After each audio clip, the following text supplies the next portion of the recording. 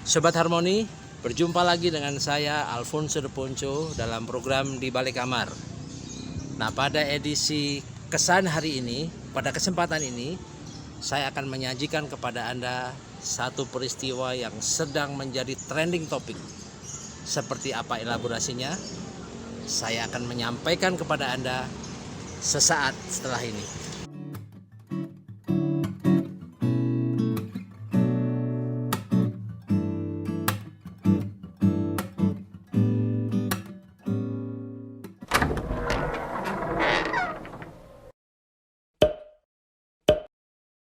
Sobat Harmoni, pada edisi kesan hari ini, untuk kesempatan kali ini, seperti yang saya janjikan, saya akan membahas satu kejadian yang masih menjadi trending topik bukan hanya dalam satu minggu, tetapi dalam hitungan 2 mingguan mungkin atau mungkin 3 minggu terakhir, yakni kasus pertikaian keluarga Hotma Sitompul dengan Desi Retarigan.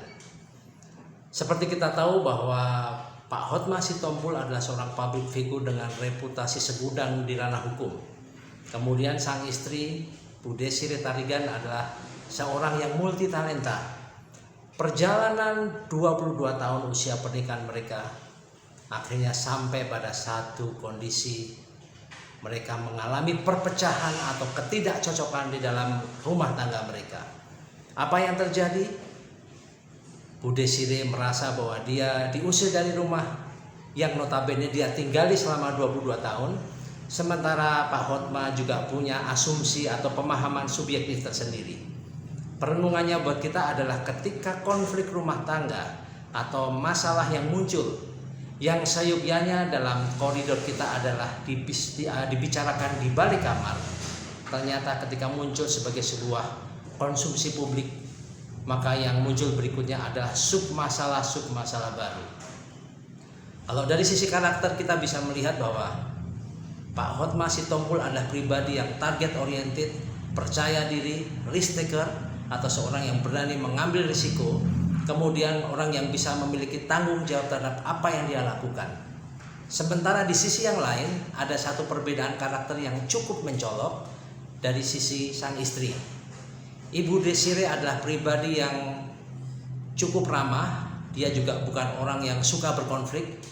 Dia cenderung menghindari pertikaian, atau bahkan secara khusus dia pribadi yang bisa menahan diri dari sebetulnya ada begitu banyak gejolak. Nah, kedua perbedaan karakter ini ketika akhirnya ada pemantik yang tidak bisa lagi dikendalikan, maka masalah muncul. Dan apa yang terjadi? Saling curiga, saling dalam tanda kutip membuka kelemahan masing-masing, atau dalam bahasa yang lebih lugas membuka aib dan sebagainya. Akhirnya muncul ke permukaan dan menjadi konsumsi publik. Bahkan ada juga kecurigaan atau sangkaan atau asumsi bahwa Pak Hotma punya hubungan khusus dengan menantu sambungnya. Demikian juga sebaliknya, ada sangkaan, ada asumsi bahwa Ibu Desire punya hubungan khusus dengan pria yang lebih muda dari usianya. Nah, apa perenungannya buat kita pemirsa?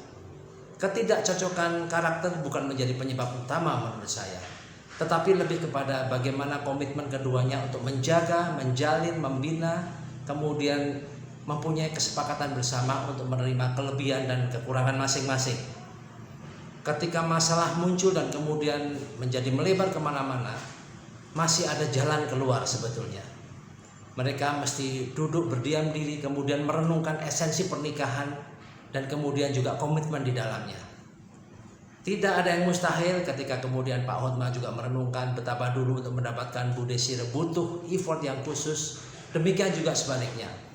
Ketika mereka mempunyai pemahaman seperti itu, maka benih-benih cinta akan muncul kembali, kesadaran bahwa mereka saling melengkapi akan muncul kembali, dan tidak mustahil bahwa benang merah terjadinya kesepakatan untuk menjalin hubungan kembali akan bisa muncul. Tetapi semua balik kepada Pak Hotma dan juga Bu Desire. Perenungan buat kita pemirsa, Sobat Harmoni yang tercinta, kalau ada masalah muncul dalam kehidupan rumah tangga Anda, coba Anda selesaikan di balik kamar, berdua saja dulu, tanpa harus menjadi sesuatu yang dikonsumsi oleh publik.